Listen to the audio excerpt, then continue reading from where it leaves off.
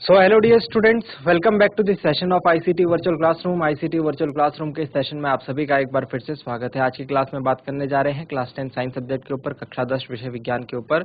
और मैं उम्मीद करता हूं आप सबके सब फिट फाइन हेल्दी होंगे, बिल्कुल रेडी होंगे क्लास के लिए। तो चलिए आज की क्लास को करते हैं स्टार्ट। और क्लास में कुछ इंपॉर्टेंट चीजों के ऊपर डिस्कशन करेंगे जो हमारे एग्जाम के पॉइंट ऑफ व्यू से, बोर्ड एग्जाम के पॉइंट ऑफ व्यू से इंपॉर्टेंट रहती है। साथ ही साथ अपना पूरा ध्यान जो है क्लास में बनाए रखना, स्क्रीन पर बनाए रखना। जो भी चीजें यहाँ बताई जाती हैं उनको नोट डाउन जरूर करना और घर से रिवाइज करने की कोशिश जरूर करना। तो चलिए चलते हैं, क्लास को स्टार्ट करते हैं और चलते हैं स्मार्ट बोर्ड की स्क्रीन। तो डियर स्टूडेंट्स, हम लोग बात कर रहे थे अपवर्तनांक के ऊपर, है ना।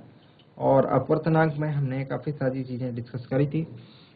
हमने एक फॉर्मूला पढ़ा है यहाँ पर, ठीक है, अपवर्तनांक निकालने का। तो इस फॉर्मूला पर बेस्ड हम लोग कुछ न्यूमेरिकल्स आज की क्लास में करने वाले हैं। मैं एक ही बात को बोलता हूं आपसे कि ध्यान अपना पूरा सामने स्क्रीन पर बनाकर रखिए और जो भी चीजें यहाँ पर लिखी जा रही हैं उनको समझने की कोशिश आप पूरी करें। चलिए, तो क्वेश्चन क्या है? क्वेश्चन कुछ इस प्रकार से है। प्रकाश वायु से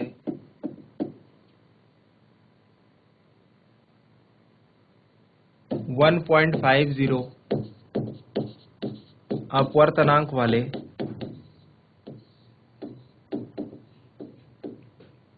कांच में प्रवेश करता है। किसमें? एयर से ग्लास में जा रहा है, वायु से कांच में, ठीक है। प्रकाश वायु से 1.50 अपवर्तनांक वाले कांच में प्रवेश करता है, ठीक। प्रकाश की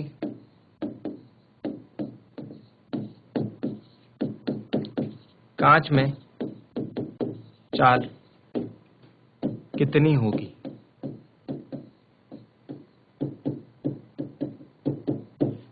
प्रकाश की वायु में चाल दी हुई है, प्रकाश की निर्वात में चाल दी हुई है। प्रकाश की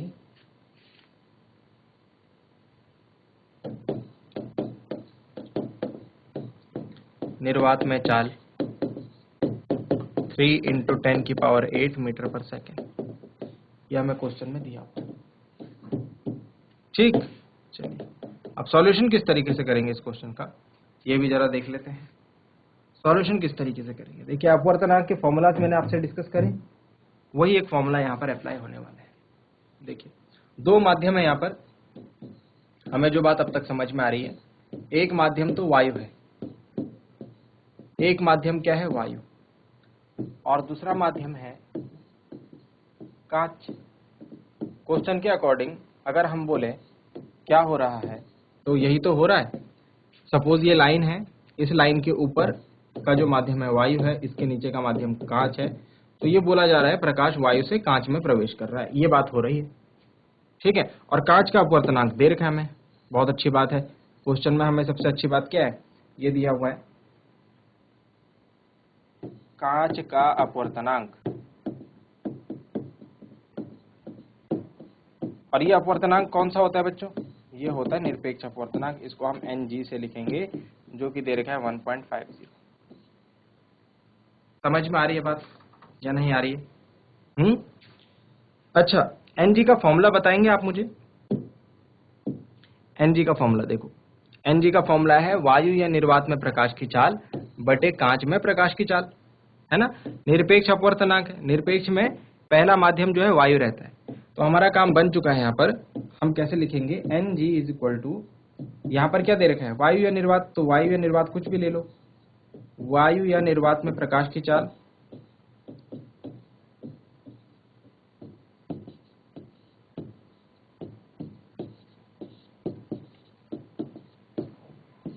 बटे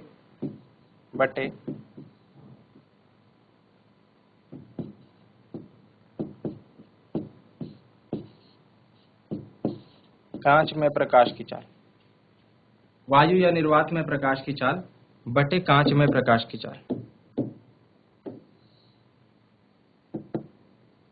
अब इसे सॉल्व कर लेते हैं। तो Ng का मान दे रखा है 1.50, अच्छा, क्वेश्चन में हमें दिया हुआ है वायु या निर्वात में प्रकाश की चाल दे रखी है, यस दे रखी है, तो इसकी जगह पर लिखते हैं 3 × 10⁸। अच्छा, कांच में प्रकाश की चाल हमें पता नहीं है, ये हमको निकालनी है, तो इसको हम मान लेते हैं वीजी।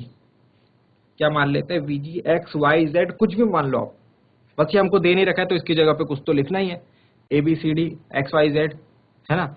मैंने वीजी लिख दिया, तो वीजी की वैल्यू यहाँ से क्या आएगी बच्चों, अगर मैं इसको यहाँ भेजूं तो ये क्या आ जाएगा, वीजी की जगह ले लेगा, तो क्या आ जाएगा 3 × 10⁸ अपॉन 1.5। अब ये 1.5 को 3 से अगर आप काटोगे तो 1.5 की 2 से मल्टीप्लाई करोगे तो 3 आ जाएगा, है ना।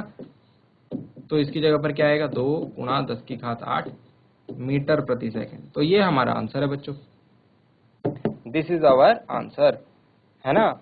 तो हमने क्या करा, हमने अपवर्तनांक में जो बातें हमने सीखी थी उनको यूज करा फॉर्मूला में, और हमारा आंसर बहुत ही आसानी से आ गया। नोट डाउन कीजिए इसे, ये क्वेश्चन एग्जाम में कई बार पूछा गया है 1 नंबर में, और आप देखिए इसमें आपको बहुत ज्यादा मेहनत कुछ करनी नहीं है, बहुत ही आसान जो है ये काम है।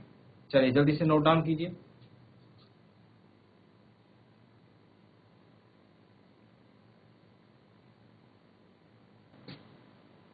अब हमने जो टेबल पढ़ी थी लास्ट की कुछ क्लासेस में,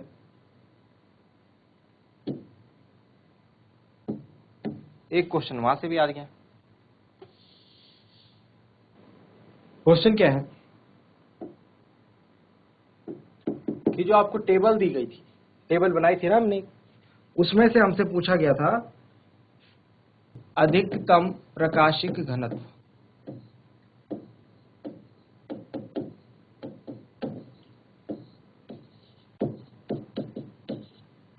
अधिकतम प्रकाशिक घनत्व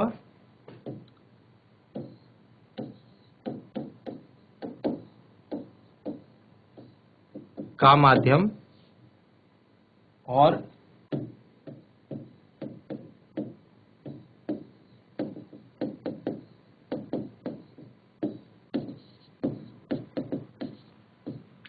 न्यूनतम प्रकाशिक घनत्व का माध्यम वाला माध्यम, या फिर इस प्रकार से। चलिए टेबल पर चलते हैं। चलिए टेबल में क्या आप देख रहे हैं, टेबल में अधिकतम प्रकाशिक घनत्व और न्यूनतम प्रकाशिक घनत्व का क्या मतलब होगा बच्चों। अधिकतम प्रकाशिक घनत्व और न्यूनतम प्रकाशिक घनत्व का मतलब होगा जिस माध्यम का अपवर्तनांक सबसे ज्यादा है वो अधिकतम प्रकाशिक घनत्व वाला होगा, और जिसका अपवर्तनांक सबसे कम है वो न्यूनतम प्रकाशिक घनत्व वाला होगा। सबसे कम मुझे यहाँ पर वायु का अपवर्तनांक दिख रहा है, इसीलिए वायु कौन सा माध्यम हो गया, न्यूनतम प्रकाशिक घनत्व। और सबसे ज्यादा मुझे हीरे का अपवर्तनांक दिख रहा है, तो सब अधिकतम प्रकाशिक घनत्व माध्यम कौन सा हो गया, हीरा। समझ में आ गई बात, बस इतनी सी बात थी इसमें, और इस पे ही हमको क्वेश्चन पूछ लिया गया था। कोई नहीं, आप भी आंसर लिख लीजिए इसमें कि सबसे अधिकतम प्रकाशिक घनत्व जो है ये हीरा होगा, इसका अपवर्तनांक 2.42 होता है, और न्यूनतम में वायु आएगा जिसका 1.0003 होता है अपवर्तनांक। नोट डाउन कीजिए इसे।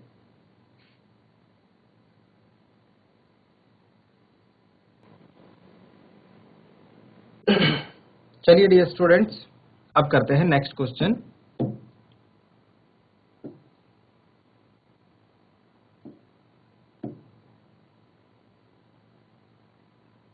अब करते हैं नेक्स्ट क्वेश्चन।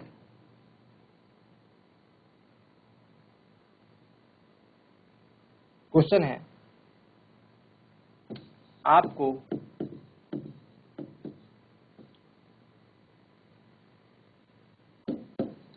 केरोसिन,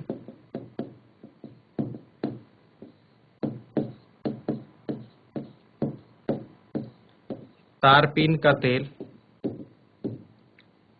केरोसिन, तारपीन का तेल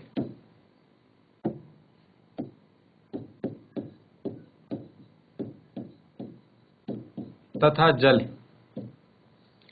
दिए गए हैं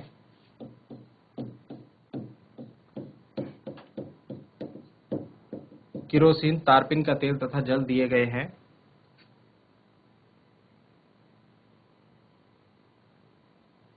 इसमें से किसमें इनमें से किसमें प्रकाश सबसे अधिक तीव्र गति से चलता है?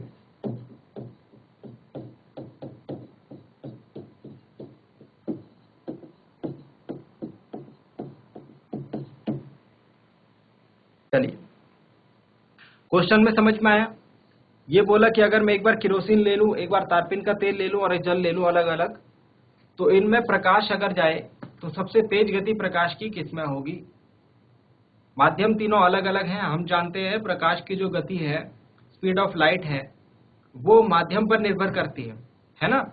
सो इनमें से किसमें प्रकाश सबसे अधिक तीव्र गति से चलता है, इस बात का आंसर हमको करना है।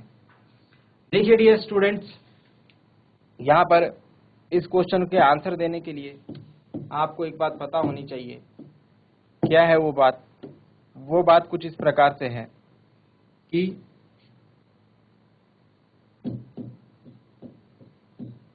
जिस माध्यम का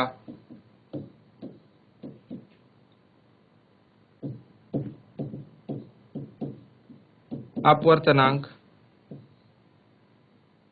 सबसे कम होता है, ध्यान से सुनना मेरी बात को, जिस माध्यम का अपवर्तनांक सबसे कम होता है, प्रकाश की गति उसमें सबसे तीव्र होती है। क्या समझ में आई बात? क्या ये बात समझ में आई या नहीं आई? अगर नहीं भी समझ में आई तो समझा देते हैं आपको। यहां अगर देखें टेबल में, सबसे कम अपवर्तनांक है वायु का, और वायु में प्रकाश की चाल मैंने आपको बताई थी मैक्सिमम होती है। सबसे कम अपवर्तनांक है वायु का, और वायु में सबसे अधिक चाल होती है प्रकाश की। मतलब प्रकाश सबसे तेज गति से कहां चलता है? वायु में चलता है। उसके बाद बर्फ का नंबर, फिर जल का नंबर, फिर एल्कोहल। तो इसीलिए नंबर वाइज लिखे हुए। मतलब कि जिसका अपवर्तनांक सबसे कम होगा प्यारे बच्चों, उसमें प्रकाश उतनी ही तीव्र गति से चलेगा। जैसे जैसे अपवर्तनांक बढ़ता जाएगा, प्रकाश की गति उस माध्यम में स्लो होती जाएगी। अब बताइए आपके पास कौन कौन से यहाँ पर दिए हुए हैं माध्यम? केरोसिन हो गया, तारपीन का तेल हो गया, जल हो गया। जरा चेक करते हैं इन्हें। केरोसिन, तारपीन का तेल और जल। तारपीन का तेल ये रहा, केरोसिन ये रहा, और जल ये रहा। सबसे कम किसका अपवर्तनांक है भाई? जल का है। इन तीनों में सबसे कम अपवर्तनांक किसका है? 1.33 जल का है। तो बात समझ में आ गई? आंसर क्या होगा इसका? आंसर होगा इसका, क्योंकि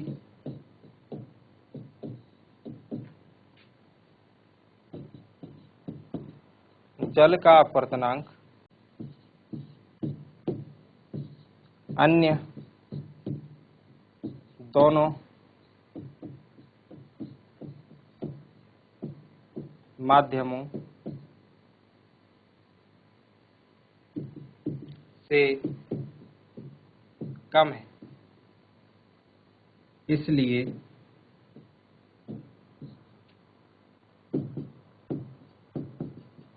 प्रकाश की चाल इसमें सबसे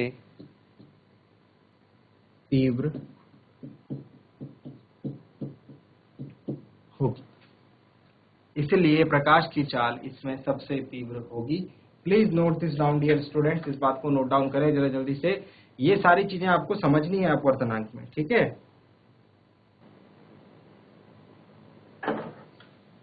तो चलिए डियर स्टूडेंट्स, जाते जाते एक लास्ट और इंटरेस्टिंग क्वेश्चन, बहुत ही इंपॉर्टेंट क्वेश्चन है, एग्जाम में पूछा गया है, अनेक जगह पूछा जाता है, इसीलिए ध्यान रखें इस क्वेश्चन को। क्वेश्चन कुछ इस प्रकार है,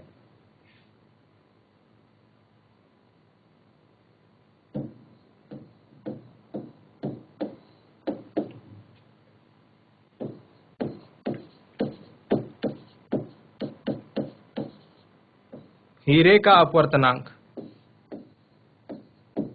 2.42 है। ये बात हम सभी जानते हैं, टेबल में हम देख चुके हैं इसे काफी बार। क्वेश्चन क्या आएगा, इस कथन का क्या अभिप्राय?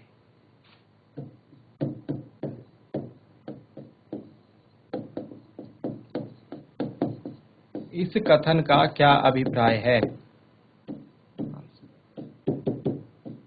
हीरे का अपवर्तनांक 2.42 है, इस कथन का क्या अभिप्राय है? चलिए देखिए डियर स्टूडेंट्स, अपवर्तनांक की अगर बात करें, हीरे का अपवर्तनांक मतलब डी लिख लूं मैं, डायमंड, एन डी मतलब डी। इसका फॉर्मूला अगर हम बनाएंगे तो क्या बनेगा? इसका फॉर्मूला ये बनेगा, वायु या निर्वात में प्रकाश की चाल। चलिए मैं निर्वात लिखता हूं आपकी बात सीधा, ठीक है।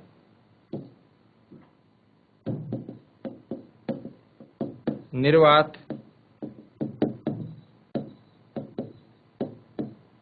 में प्रकाश की चाल बटे क्या आ जाएगा? हीरे में प्रकाश की चाल। हीरे का अपवर्तनांक का क्या मतलब हुआ? वायु में प्रकाश की चाल बटे हीरे में प्रकाश की चाल। ये 2.42 क्या है? हीरे का निरपेक्ष अपवर्तनांक है। अगर और क्लियरली और अच्छे तरीके से बोले तो 2.42 क्या है? हीरे का निरपेक्ष अपवर्तनांक है, एब्सोल्यूट रिफ्रैक्टिव इंडेक्स है। ठीक है डियर स्टूडेंट्स, अब यहां पर अगर हमें दिया हुआ है हीरे का अपवर्तनांक कितना है? 2.42, तो इसकी जगह पर कितना रख दो? 2.42 बराबर 2.42 बराबर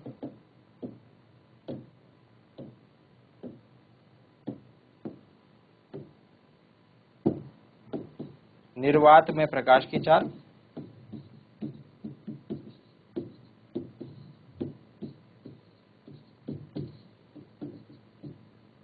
की चाल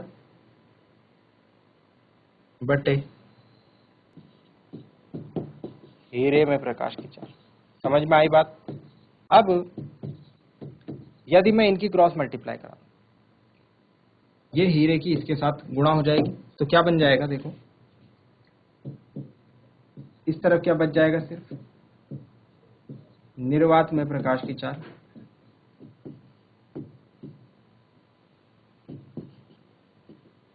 बराबर 2.42 गुणा हीरे में प्रकाश की चाल।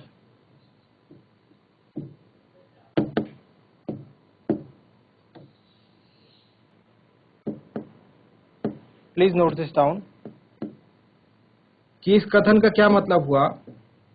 इस कथन का मतलब हुआ, इसे हम नेक्स्ट पेज पर लिखेंगे या फिर यहीं पर लिखेंगे, जल्दी से इसे नोट डाउन कीजिए। इस कथन का मतलब ये हुआ कि जो निर्वात में प्रकाश की चाल है वो हीरे में प्रकाश की चाल को 2.42 से गुणा करने पर मिलेगी। मतलब कि निर्वात में प्रकाश की चाल हीरे में प्रकाश की चाल का 2.42 गुना होती है। समझे आप?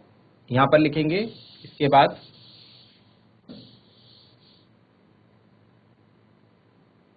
अतः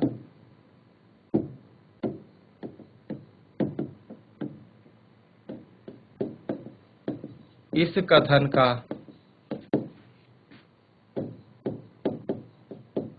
अभिप्राय है कि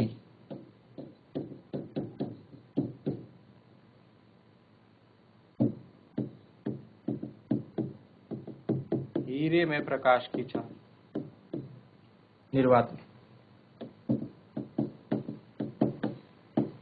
में प्रकाश की चाल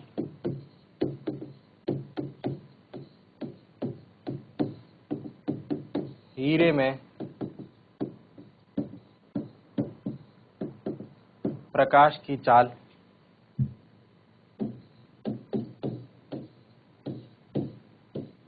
का 2.42 गुना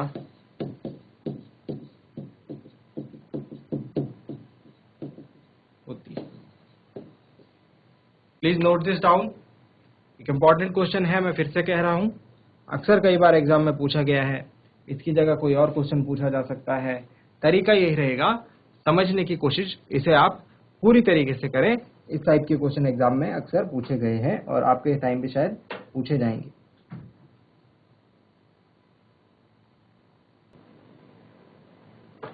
सो डियर स्टूडेंट्स, आज हमने क्या किया, आज हमने क्वेश्चंस किए हैं अपवर्तनांक टॉपिक के, रिफ्रैक्टिव इंडेक्स टॉपिक के, ऐसे क्वेश्चंस जहां से एग्जाम में जो है अक्सर क्वेश्चंस पूछे गए हैं।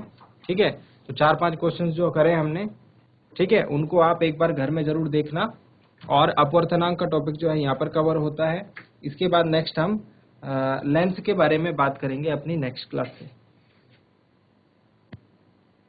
तो आज के लिए इतना ही डियर स्टूडेंट्स। आई होप आपको जो बातें बताई गई हैं वो आपकी समझ में आई होंगी, आपको इंटरेस्टिंग लगे होंगे और साथ ही साथ आपने उन्हें नोट डाउन भी किया होगा।